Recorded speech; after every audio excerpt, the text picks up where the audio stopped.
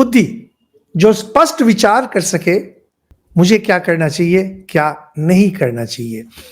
यह बहुत बड़ा विषय है। आप में से जिन्होंने विज्ञान की पढ़ाई की है, विशेष करके बायोलॉजी को की, आप लोगों को कुछ-कुछ पता होगा इसके बारे में कि कैसे ये जो मस्तिष्क है, मस्तिष्क कैसे जो निम्न कोटि के प्राणी हैं, ये इनकी इनका मस्तिष्क विकसित नहीं रहता है। वहाँ से धीरे-धीरे मनुष्य तक आते-आते बुद्धि का विकास, और बुद्धि का विकास ऐसा होता है इसलिए हम लोग, हमारी जो परिस्थितियाँ हैं, प्रकृति ने जो हम पर सीमाएँ बाँध के रखी है, इसके बाहर जा सकते हैं।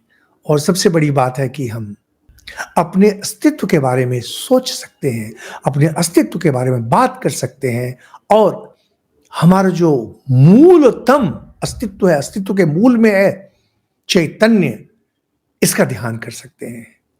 हम लोग साधारणतः बुद्धि का अर्थ समझते हैं जो पढ़ाई लिखाई में अच्छे हों, दूसरे को बेवकूफ बनाने में, नहीं, जो धूर्त है उसमें भी बुद्धि है, चालू है उसमें भी बुद्धि है, जो बदमाश है वो दिन भर उनका दिमाग घूमता रहता है कहां पर कुछ क्या।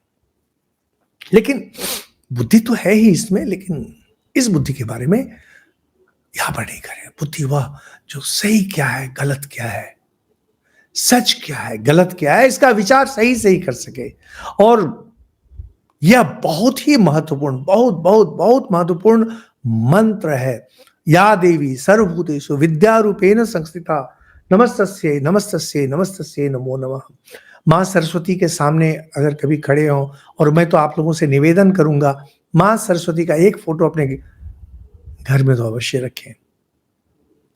पूजा घर रखें, नहीं पूजा घर है तो एक कोने को पूजा घर बना लें, और माँ सरस्वती, और उनके सामने खड़े होकर के हाथ जोड़ करके बोले, या देवी सर्वभूतेषु विद्या रूपेण संस्थिता नमस्तस्यै नमस्तस्यै नमस्तस्यै नमो नमः। क्योंकि विद्या अगर आपकी परिष्कृत नहीं रही, साफ सुथरी, जगमग जगमग झलमल झलमल, जीवन में आप आगे नहीं बढ़ सकेंगे।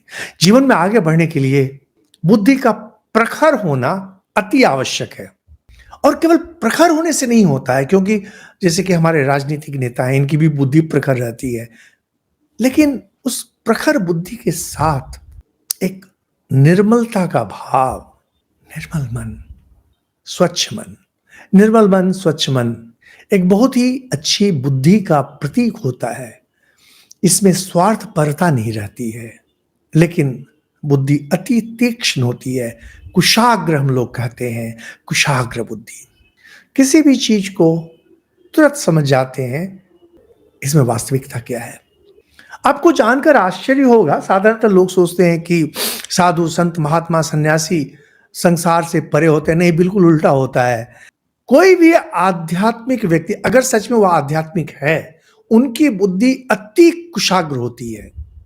कोई भी, हमारे श्री रामकृष्ण देव थे, स्वामी विवेकानंद थे, शंकराचार्य थे, या हमारे ऋषिगण थे, इन सब की बुद्धि अत्यधिक कुशाग्र है।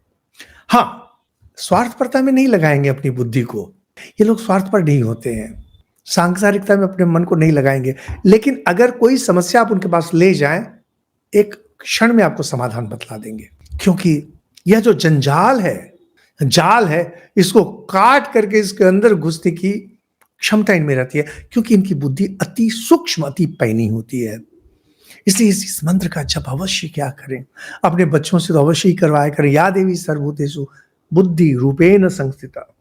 यहां लेकिन बुद्धि, जैसा कि मैंने स्पष्ट किया, बुद्धि है हमारे मन की वह क्षमता, निश्चयात्मिका।